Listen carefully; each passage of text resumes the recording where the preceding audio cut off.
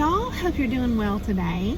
So, in today's message, we're going to talk about a stage that you get to after you come out of an awakening, where you realize that there are a lot of people who have an ulterior, is it ulterior? In other words, a hidden motive behind their surface behaviors and words and things like that, right?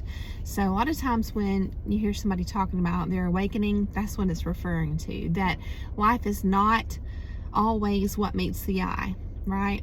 In a lot of ways. And so if you've ever had this awakening, what happens is it's like a snowball effect. It's like you start at the micro level in your personal life, and it's like mind blown, that you thought things were one way in a particular social group or in a relationship or whatever it was, and then come to find out they're not even that way, right, this whole time. So that starts the realization that your perceptions are not always accurate, and then the snowball is it goes from the micro to the macro, right? Which is natural, because it's kind of like, you think about that old saying, what you don't know can't hurt you or won't hurt you. I don't really think that's true. Right? It's not. And even the Bible says wisdom is the principal thing, and with all you're getting, get understanding. So it's crucial. We're instructed to dig and to learn, and it's so you start that process, and that's a natural stage after awakening, right? So you're gonna find yourself just asking why a lot of times, like what's the intention behind different things, and again, you're essentially seeking the unseen, right? You become a truth seeker. That's what happens. Like, for real. You thought you were before, but now it's like you really are. So but here's the catch, okay? Here's the kicker. You're going to be persuaded to turn a blind eye.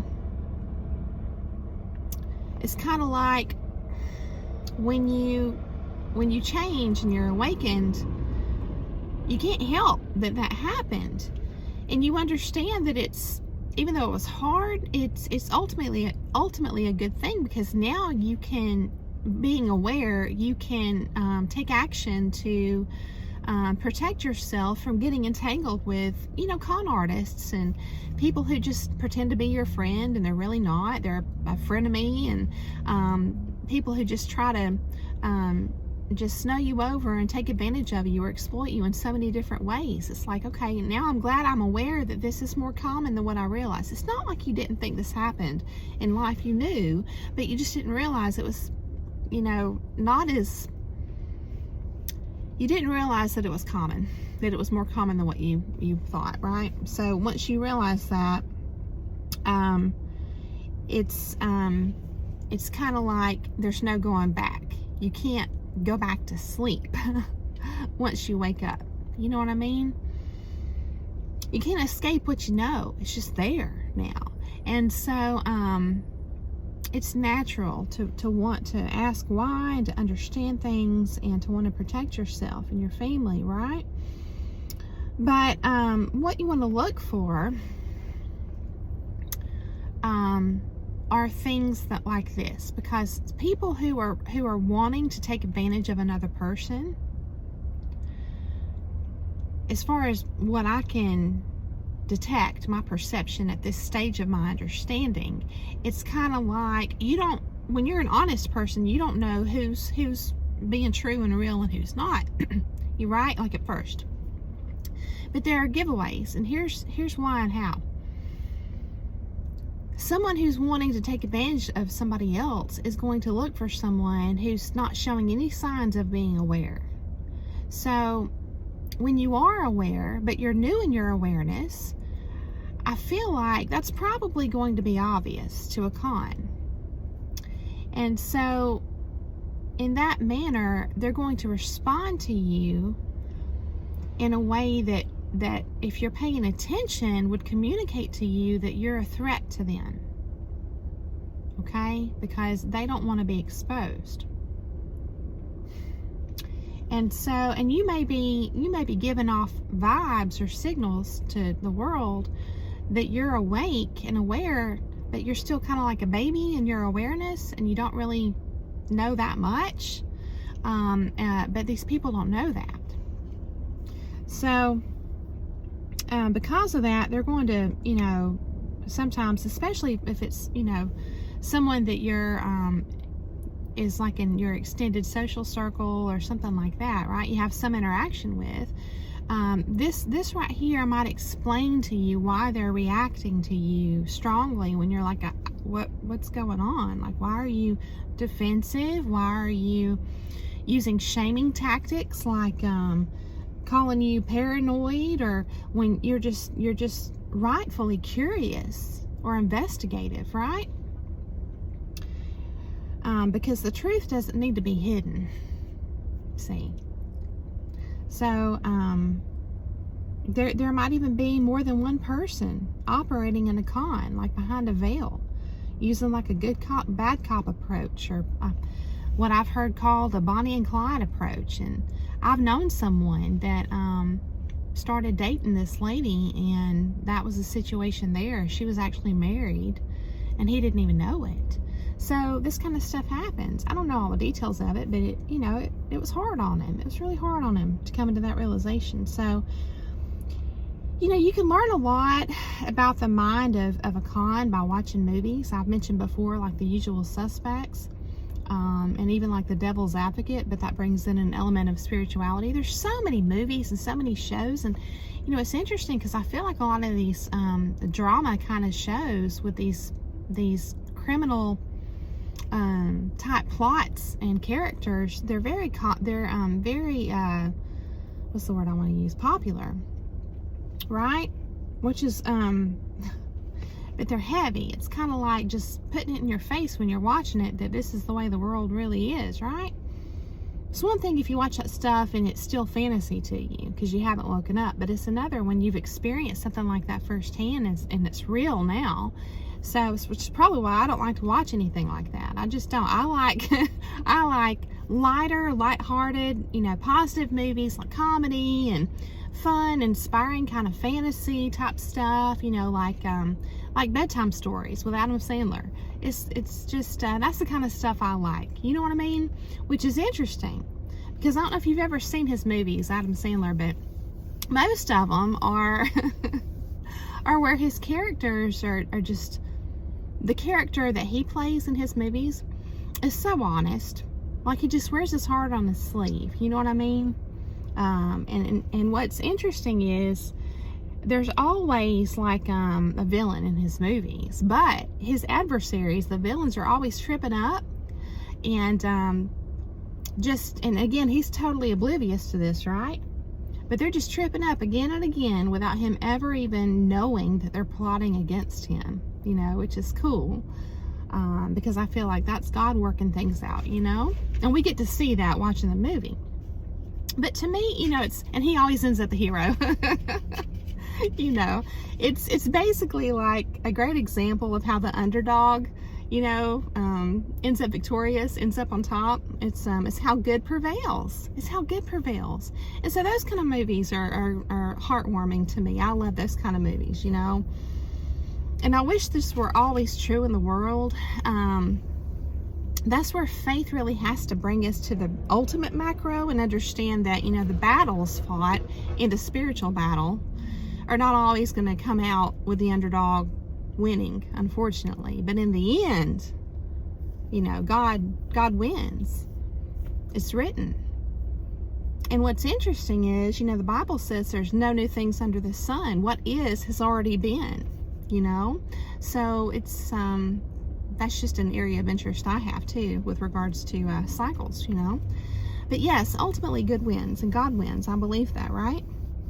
So, like, let me give you guys an example. I was thinking as I was writing all these notes about this this thief that was caught at a job that I worked at, and it's like he had such a wonderful opportunity to have a great career with very unusually good benefits for that industry at that pay grade in that area, but he sabotaged himself thinking he was going to come out on top and better by stealing $20 out of a purse.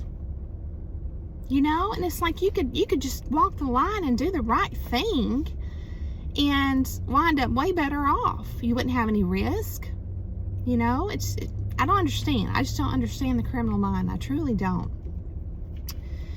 But yes, so I feel like, again, coming back to this awareness, just like, man, there's so many people that literally operate in the darkness. It's like, I think that's why we love distractions.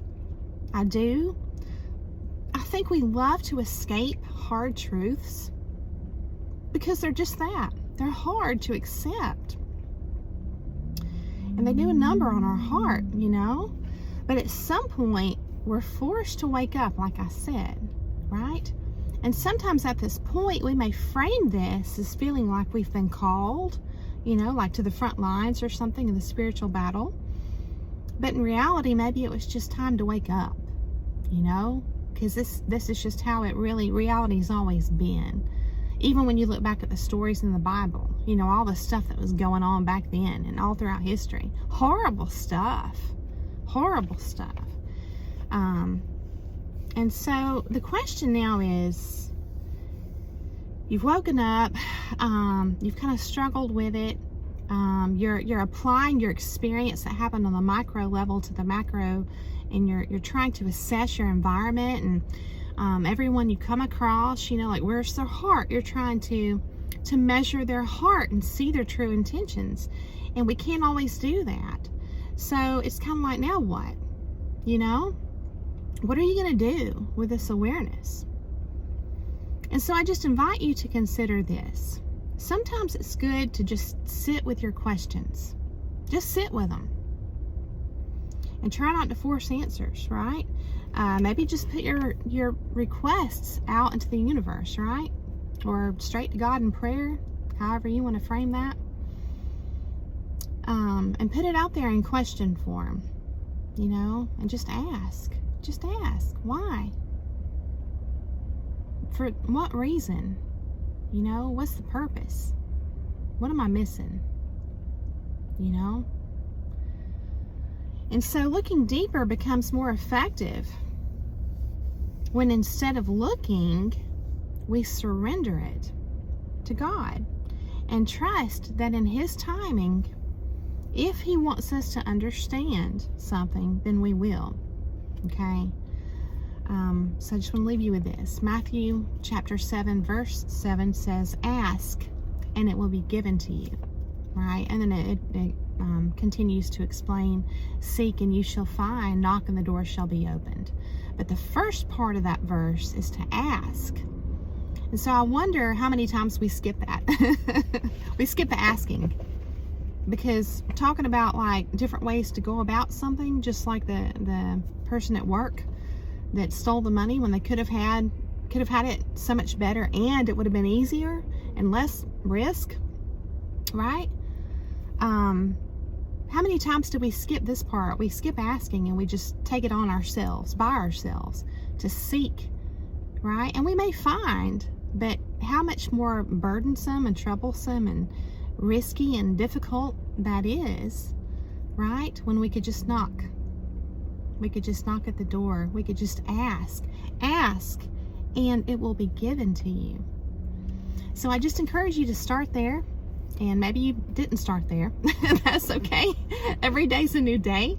And I just encourage you, you know, at whatever moment, no matter what time of day it is, you can always just pause and give yourself some time. Just 5 minutes, you know. If that's all you got, if it's a busy day, just I guarantee you, you're going to feel better if you just turn it over to God. So I thank you for coming along today to hear the message. And I hope that you have a wonderful day. I hope this message has been inspiring and encouraging for you and has gotten the wheels turning. And again, I hope you have a beautiful day, and I'll see you again very soon.